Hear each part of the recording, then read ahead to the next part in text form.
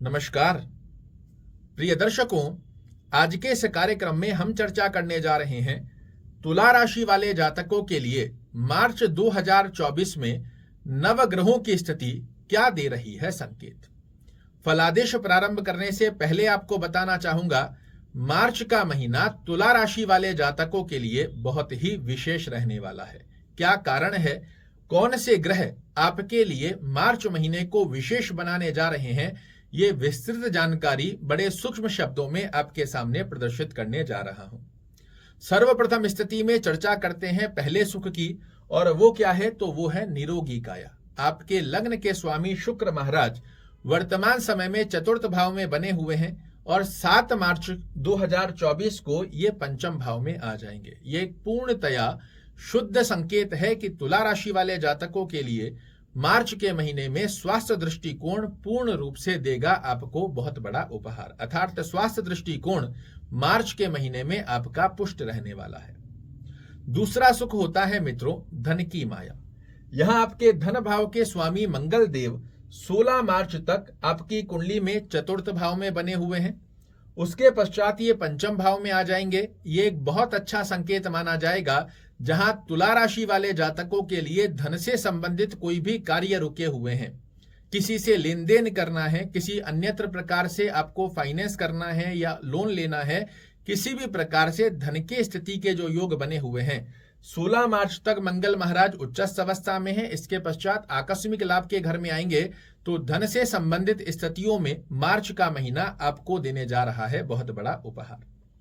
बात करें यदि कर्म क्षेत्र की स्थिति क्या संकेत दे रही है, तो आपके कर्म भाव के स्वामी चंद्र महाराज 2.25 दिन में ही चेंज हो जाते हैं, किंतु आपके लग्नेश पंचम भाव के अंदर जब 7 मार्च को आ जाएंगे, उससे पहले 7 मार्च से पहले कर्म भाव को दृष्टि दे रहे हैं। तो आपका कर्म क्षेत्र भी मार्च के महीने में, चाहे आप जॉब कर रहे हैं चाहे व्यवसाय कर रहे हैं, दोनों ही गतिविधियां कर्म क्षेत्र स्वरूप में आपके लिए बेहद अच्छी रहने वाली है। बात करें यदि भाग्य दृष्टिकोण की स्थिति क्या संकेत दे रही है, तो आपके भाग्य भाव के स्वामी बुध महाराज कहां विराजित हैं, आपके पंचम भाव में, किंतु 7 मार्च के पश्चात ये नीचस्थ अवस्था में अर्थात मीन राशि में प्रवेश करेंगे। इस महीने में आपको भाग्य भरोसे बिल्कुल नहीं रहना है। कर्म क्षेत्र की स्थिति में आपके लग्नेश की स्थिति बहुत अच्छी बनी हुई है। अपने कर्म को साधने और गोल बनाकर आगे बढ़ने पर यदि आपका फोकस इस महीने बना रहेगा, निश्चित रूप से मिलकर रहेगी आपको बहुत बड़ी सफलता। विद्या दृष्टिकोण पर यदि हम चर्चा करते हैं, तो विद्या भाव के स्वामी शनि महाराज वर्तमान समय में अस्तगत अवस्था में हैं, किंतु स्वराशिस्थ होकर बैठे हैं, और जैसे ही आपके लग्नेश प्रवेश करेंगे पंचम भाव में, ये विद्यार्थियों के लिए बेहद अच्छी अवस्था को दर्शाकर देने वाली है। जब शुक्र महाराज पंचम भाव में प्रवेश करेंगे, शनि महाराज विद्या भाव के स्वामी विद्या भाव में बने हुए हैं। कंपटीशन की तैयारी करने वाले विद्यार्थियों के लिए ये बहुत ही अच्छे रिजल्ट बनाकर देने की बाध्यता बनाते हैं। बात करें यदि दाम्पत्य जीवन की स्थिति क्या संकेत दे रही है, तो दाम्पत्य भाव के स्वामी मंगल महाराज वर्तमान समय में उच्चस्थ अवस्था में बने हुए हैं 16 मार्च तक। इसके पश्चात ये आपके पंचम भाव में आ जाएंगे। आप देखेंगे आपके पार्टनर के भाग्य के द्वारा आप जीवन में भौतिक सुखों को अर्जित करें, जनता में आपके पार्टनर के द्वारा जनता में आपको यशमान प्रतिष्ठा मिले, और 16 मार्च के पश्चात में आकस्मिक लाभ की गतिविधियां दाम्पत्य जीवन में बनाकर देगी आपको मधुर संबंध। यात्रा दृष्टिकोण पर यदि हम चर्चा करते हैं, तो यात्रा भाव के स्वामी भी बुध महाराज हैं, वर्तमान समय में आपके पंचम भाव में चल रहे हैं। इसके पश्चात ये मीन राशि में आकर नीचस्थ जरूर होंगे, किंतु अपने घर को देख रहे होंगे। अगर आप व्यापारिक यात्रा कर रहे हैं, 7 मार्च से पहले की यात्राएं आपके लिए बेहद सुंदर अवस्था को दर्शाती है। उसके पश्चात यदि कोई विशेष आवश्यक स्थिति हो तो ही आप यात्रा का योग बनाइए, अदरवाइज मैं आपको रिकमेंड करूंगा 7 मार्च से पहले की यात्राएं आपके लिए बहुत अच्छा योग बनाकर दे रही है। प्रेम संबंध की स्थिति पर यदि हम चर्चा करते हैं, तो मार्च का महीना रिलेशनशिप में जो भी लोग बने हुए हैं इनके लिए बहुत अच्छा रहने वाला है। आपके पार्टनर से आपके लिए एक अच्छा स्नेहजनक अवस्था का योग आपको मार्च महीने में देखने को मिलेगा।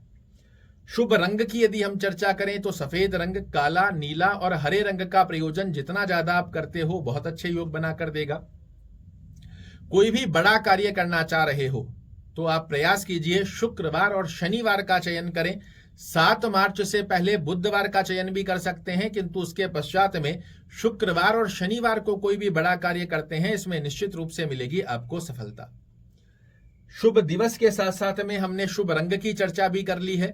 शुभ अंक की यदि हम चर्चा करते हैं तो कोई भी बड़ा कार्य कर रहे हो 2, 3, 7 इनको सिंगल डिजिट में या फिर टोटल के मूलांक में ऐड कर ये जो अंक हैं 2, 3 और 7, इसके ऊपर कोई भी बड़ा कार्य यदि आप करते हो, आपको सफलता के अंदर बहुत अच्छी परसेंटेज में एक एक्स्ट्रा बेनिफिट्स ऐड हो जाते हैं। ब्रह्म की के बारे में यदि हम चर्चा करते हैं, ओम शुक्राय नमः का जाप करना, दुर्गा चालीसा का पाठ करना या सुनना, दोनों में से जो भी संभवत स्थिति बनती है इस महीने अवश्य कीजिए।